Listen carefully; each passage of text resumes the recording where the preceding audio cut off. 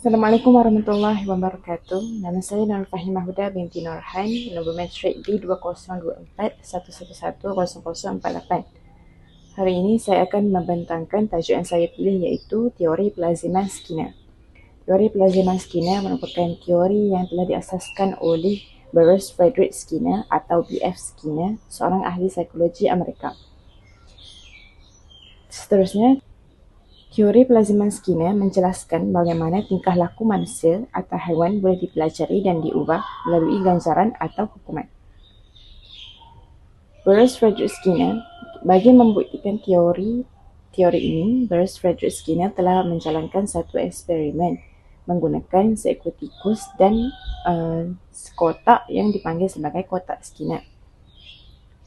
Tikus tersebut telah diletakkan di dalam kotak Skinner tersebut yang dilengkapi dengan butang yang disambung dengan makanan.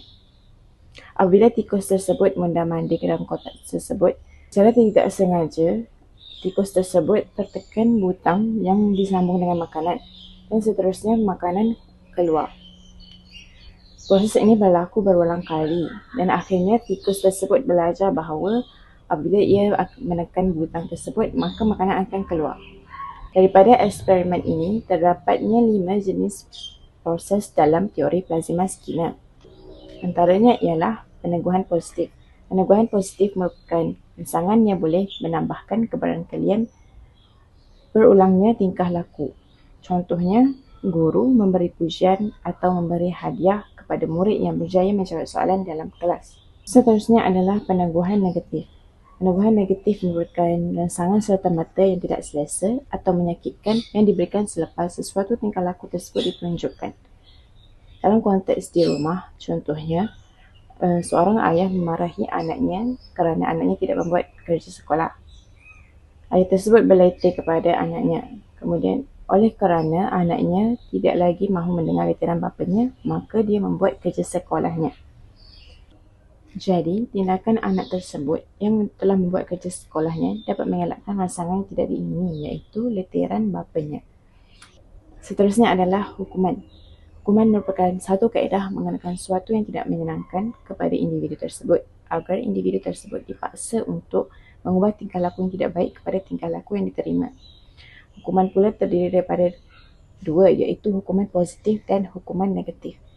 Hukuman positif bermaksud menambah rangsangan yang tidak menyenangkan untuk mengurangkan tingkah laku.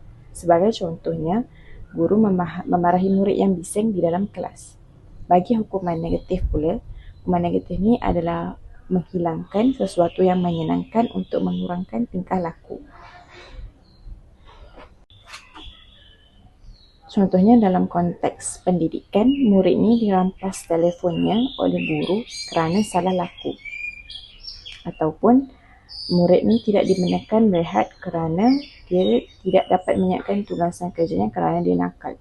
Seterusnya adalah prinsip Premack. Prinsip Premack ni merupakan mengaitkan aktiviti yang kurang diminati dengan aktiviti yang lebih diminati untuk mengukuhkan tingkah laku terhadap aktiviti yang kurang diminati. Contohnya, dalam konteks pendidikan dan dalam konteks bilik darjah, guru berkata begini kepada muridnya, kamu boleh berehat awal kalau kamu dapat menyiapkan tugasan dalam kelas. Dalam konteks bilik darjah, sebagai contoh, guru berkata begini kepada muridnya, kamu boleh balik awal kalau kamu menyiapkan tugasan ini. Akhir sekali adalah teknik pelupusan. Pelupusan ini adalah perlakuan yang tidak diberi peneguhan akan lupus dengan sendirinya. Dalam konteks pendidikan, guru boleh menggunakan prinsip pelupusan untuk mengurangkan tingkah laku murid yang tidak diingini. Sebagai contoh, seorang murid selalu menjerit dalam kelas untuk menarik perhatian guru.